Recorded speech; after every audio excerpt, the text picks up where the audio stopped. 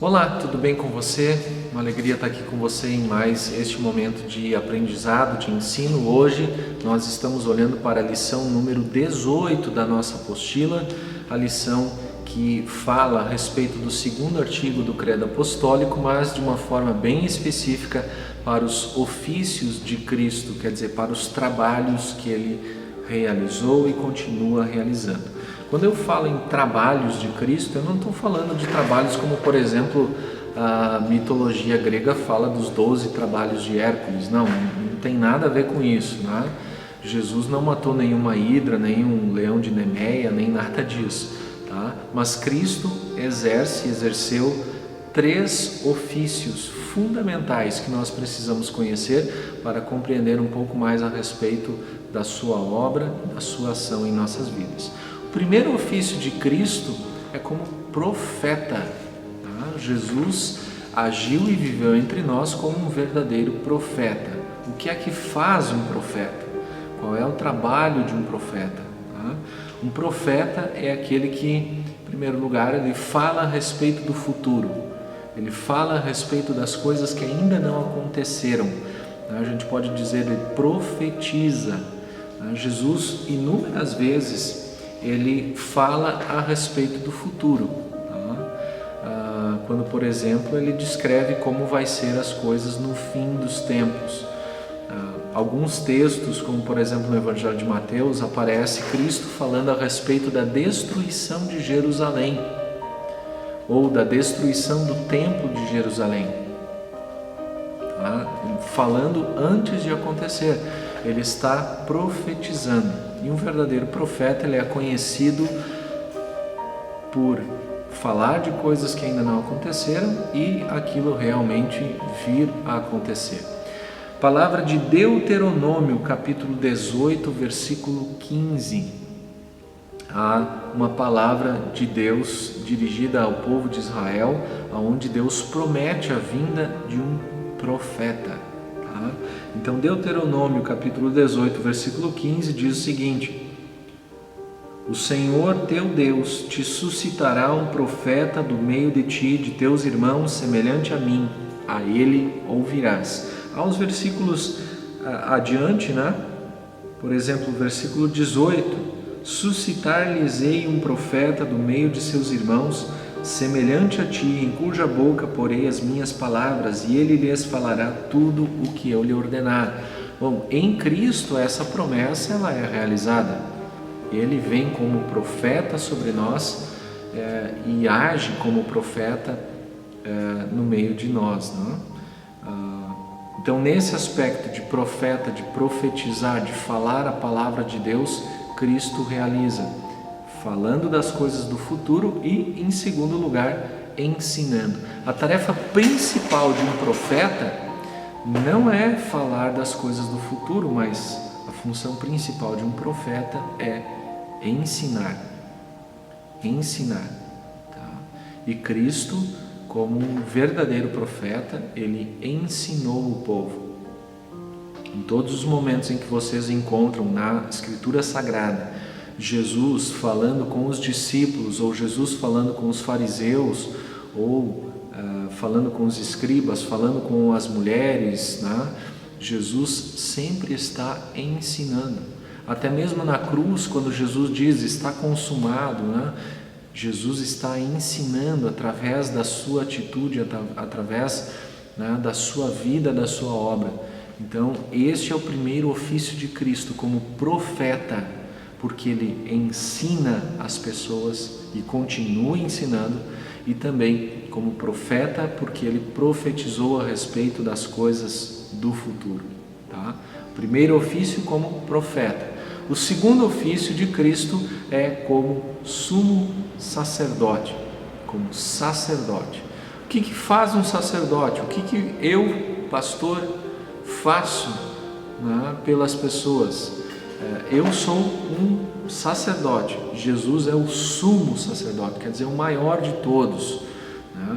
O mais importante de todos. Qual é a função do sacerdote? O sacerdote é aquele que intercede junto a Deus pelo povo, é aquele que age junto a Deus em favor do povo. Eu acho interessante explicar uma coisa que às vezes as pessoas não se dão conta dentro do nosso próprio culto, da liturgia de culto. Por exemplo, quando o pastor está virado para as pessoas, significa que ele está falando da palavra de Deus para o povo. Tá? Então, se eu estou virado para as pessoas no momento do culto, é um momento onde, Deus está falando para as pessoas. Mas há os momentos em que eu viro para o altar, fico de costas para as pessoas. O que isso significa? Significa que eu estou trazendo das pessoas seus pedidos, suas súplicas para Deus. Então, o sacerdote é aquele que intercede, que intermedia, que faz a conversa fluir, vamos dizer assim, que faz o meio de campo da conversa entre as pessoas e Deus. Não que o sacerdote, o pastor chamado e ordenado, tenha alguma vantagem nisso ou ele saiba como fazer, até porque a Bíblia chama todos os cristãos de sacerdotes reais. O apóstolo Pedro fala em sacerdócio real. Mas o sacerdote, ele faz isso de forma pública. O pastor faz isso de forma pública, quer dizer, em nome da congregação, para a congregação.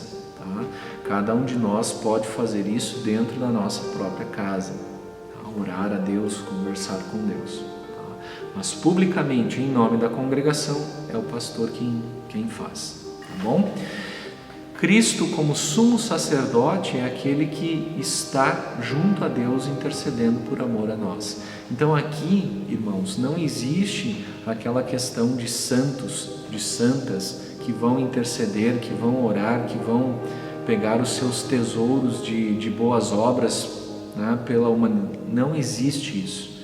Não existe ninguém mais que interceda pelas pessoas senão Cristo, o nosso Senhor e Salvador. Ele a Bíblia chama ele de advogado. O que o advogado faz? Ele defende. Então, quando nós chegamos diante de Deus com nossos pecados, com nossas impurezas, e Deus diz, olha, pela lei você está condenado, Cristo, como nosso advogado, vem e diz, espera, o meu sangue já purificou esta pessoa, então ela está perdoada. Este é o interceder de Cristo por nós. Este é o papel dele, é o ofício dele como sumo sacerdote. E sumo sacerdote porque é o maior de todos, aquele que oferece um sacrifício eterno, de uma vez por todas. E o terceiro ofício de Cristo é o ofício como rei. O que um rei faz? O rei governa, o rei organiza, o rei mantém, o rei protege, defende, o rei usa o seu poder para que as coisas continuem funcionando. E Cristo continua exercendo o seu ofício como o verdadeiro rei sobre nós, sobre a nossa vida, sobre o universo, sobre todas as coisas, fazendo com que sim, nós sejamos aí fortalecidos, animados, protegidos, cuidados, porque temos um rei que está sobre nós. E esse rei não nos abandona, não nos deixa faltar nada, especialmente o seu amor, a sua graça, a sua proteção. Ele não é um rei como outros reis, reis que iniciam um reinado, morrem, um rei que busca um poderio econômico, um poder militar, mas ele é um rei que quer governar a nossa vida de dentro para fora ou de cima para baixo. Ele quer governar a nossa vida para sempre, ser para sempre o nosso rei. Ele protege a todo mundo, protege a toda a criação, desde a criatura mais ínfima, mais pequena, até a maior de todas. Cristo é rei também. Enquanto os povos antigos adoravam o sol, a lua, o mar como deuses, essas coisas, estes seres também são criaturas que estão debaixo do poder de Jesus.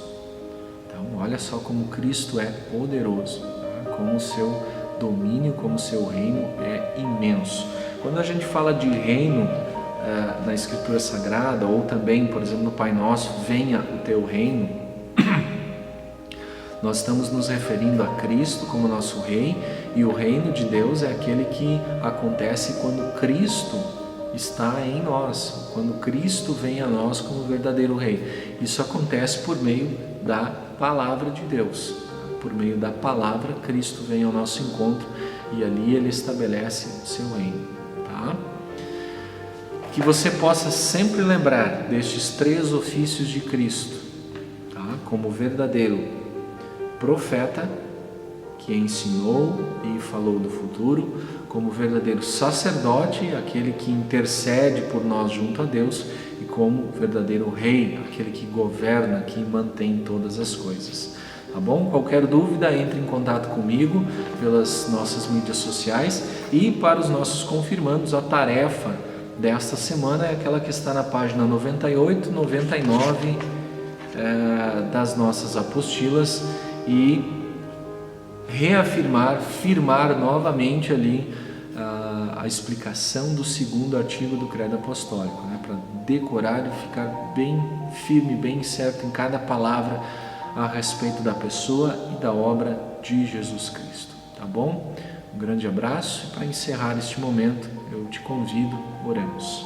Gracioso Deus, obrigado por ser o nosso profeta, sumo sacerdote e rei. Continua protegendo e abençoando a todas as pessoas que assistem esse vídeo e creem e confiam na Tua Palavra e no Teu amor. Concede que permaneçam sempre no caminho da salvação, pois este é o Teu desejo, e assim nós também queremos seguir, com o auxílio do Teu Espírito Santo. Que assim seja, em Teu nome, ao Cristo amado. Amém. Encerrando, temos mais um vídeo do nosso Inário Luterano. Bênçãos de Deus a você.